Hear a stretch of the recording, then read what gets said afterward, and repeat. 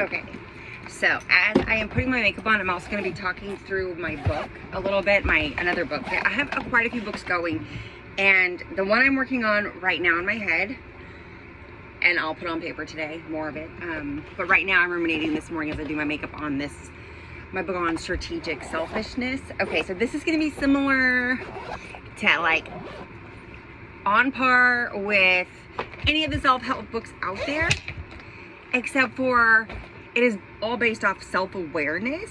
Because okay, so here's what I was thinking. Oh, dear goodness gracious me, why do I always feel like I have to say this? But you know me, if you've been following me for a minute, I am all over the place, okay? And my videos are my journey, my thoughts in my head as please don't judge my makeup, y'all. Literally, I do the bare minimum to get me by, meaning like whatever makeup I can put on that will make me look the most decent without having to go all out is what I do every day. And I'll tell you what, part of my strategic selfishness. And when you know you're finally hitting your peak, or your purpose in life, like your why you've been through everything that you've gone through, is like you just know. So like strategic selfishness. Okay, I have been living this my whole life. This plan, this whatever you want to call it. Oh my God, I feel like I'm gonna be so judged on my makeup habits, y'all. Okay, but you know what? I don't care, because this is not a makeup tutorial channel. In fact, one day I'll just have artists do this so I don't have to. So with all that being said, when you live your life, like when you're forced to live your life in a way, because you're so not normal, right? You're so different than everybody else. So you march to the beat of your own drum over here. This is you. You know your true self. Man, my face is very, very pale right now with this. Don't worry, I'll even it out. Okay. Anyways, so do y'all even like watch these kinds of things like this? I don't know. Like I guess if you're one of my True and Blue fans, you're gonna be watching all of this. Okay. So I clearly can't concentrate on too many things at once. All right. So with all that being said, I've been living my whole life because it's been like conform. Nope, come back over here. Conform. Bertie, come back over here. Conform. So my whole life I've lived in like this space where I'm like, okay, I'm okay with doing this, but obviously they're not. So what I would do is, what is the most I can get away with without me getting punished as a child, or without me being having to put in too much work, right? I didn't need a 99. A 90 was an A, right? A 90 was an A. So bare minimum for the most amount, the biggest amount, especially once I realized that an A was so many points, right? So you really weren't beholden to this GPA unless you're one of the top 10% or whatever. So they didn't really care about mine anyway. I don't even know what my GPA well was. Okay, another thing, y'all. If you never paid attention in school, there's hope for you. And let me tell you why. Because I didn't either. I paid attention where it counted. Whatever test I had to study for, that's what I did the night before. Because whatever information I didn't need to retain, I would sprint and learn it, and then it was gone. So the stuff that I learned, the stuff that I enjoyed, the stuff I was forced to go over and over and over again to learn, like in math. And then English, I think English has such a soft spot in my heart is, I was good at it. You know, when you're good at it and your teachers praise you, you're like, oh, okay. And so you do more because you want to continue to please your teachers or to impress your teachers. Like, oh, if they say I'm good, I must be good. They're not just going to like tell a random kid, hey, you're a really good writer, we should submit your work. So, but the other part was, as you're reading the books, and I didn't really read books. I read them because I had to in high school, you know. So, but the English teachers who made me, I think it was a dialectical notebook then, or dialectical journaling. And as far as you're reading the book, you write down different passages, what you think it meant, what it did, was it foreshadowing, what kind of, was it a metaphor, stuff like that. Or what do you think that the author is portraying here? Okay, so those are my favorite because it taught me to think. And when I say it taught me to think, I thought, as my teachers would ask me, like, they would give you a passage, what does this mean to you? And I remember thinking, oh, she obviously knows what it means. So I'm going to find something else. I'm not going to find the obvious.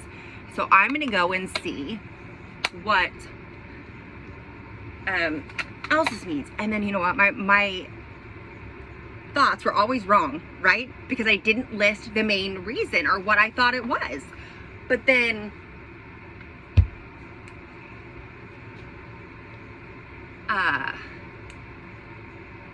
because it was my own thoughts, right? So to me, I wasn't wrong. It's what I inferred from that, because English is subjective, you know. You can, depending on how you feel, like when you read these poems that are made out of poetry. Oh, I'm getting way off course. Okay, so when you read these poems, they make you visualize, they make you feel if you can put yourself there. And that's my goal. I want to make people feel, all right, all the things. I want you to feel all the things, all the joy, all the, oh my gosh, like the reminiscing, even all the sadness, like you get it. And when you get it, you realize you're not the only one that feels like that during a heartbreak, or you're not the only one that feels like that during childbirth, or, you know, whatever. And I have, more of my experience has been positive, or rather I've had to be positive, or else my experiences might have killed me, you know? So having a sense of humor, like they say, is literally valid, y'all. Okay. I don't know what to do for my eyes, because I'm doing another video later on what I do to stay creative, or to help channel what I'm doing. So, all right. Strategic selfishness, you guys. Back to that one. Okay. So this strategic, did I already do this? I think I did. Maybe not. Okay. So strategic selfishness, you guys. When you're told to conform all the time, strategic selfishness ends up being what you do to get ahead in life. What you do to get what you want. Okay? Hear me out. I know that sounds manipulative and it sounds selfish, but when it's strategic selfishness, when you know what you're doing, guess what?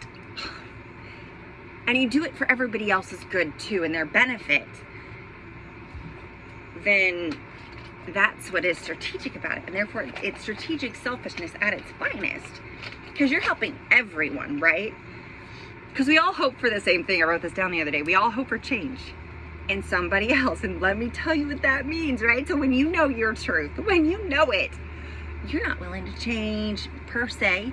You're always willing to listen and to hear other people's sides. But you know, you believe what you believe because of everything. Like you've taken your own personal testament to what you believe and what you've gotten out of life.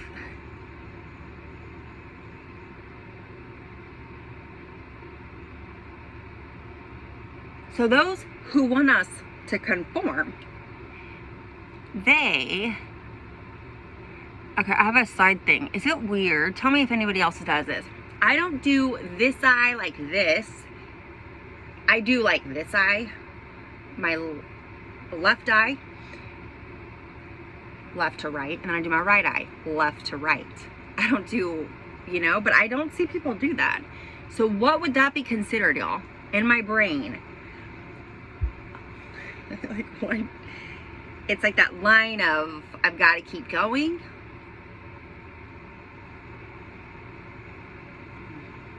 I don't view that as a metaphor. Okay, strategic selfishness. So my whole life I've had to live in this space of, oh, I'm not supposed to act like this, but I don't see anything wrong with that. So I hone it to other people's appropriateness, or other people's, you know, so people don't look down on me in society. But yet I don't completely lose myself either, right? So I do it, I'm still me.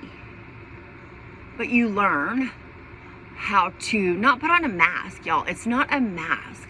Like, it's called self-discipline or decorum, or like, too many people are, they're just like so brash and out there. And it's like, A, you don't have to tell everyone your private life. B, you don't have to be so gross and crass. In your head, fine, but you don't have to always outright. So that's just been, it's like, so when people are like, well, I'm me, it's like, no, know your audience, know your room. You don't have to per se turn that off. And just because you turn it off for something, then that doesn't make you any less you. You're just, it's called respect. That's what it is. We're missing respect in this. Whatever. Okay. I don't think I'll ever post this one. Goodness. Alright. That's 11 minutes, y'all. Never takes me 11 minutes to put my makeup on. So because I'm talking, I still have to do my lashes. So I'm going to go ahead and go and probably just delete this.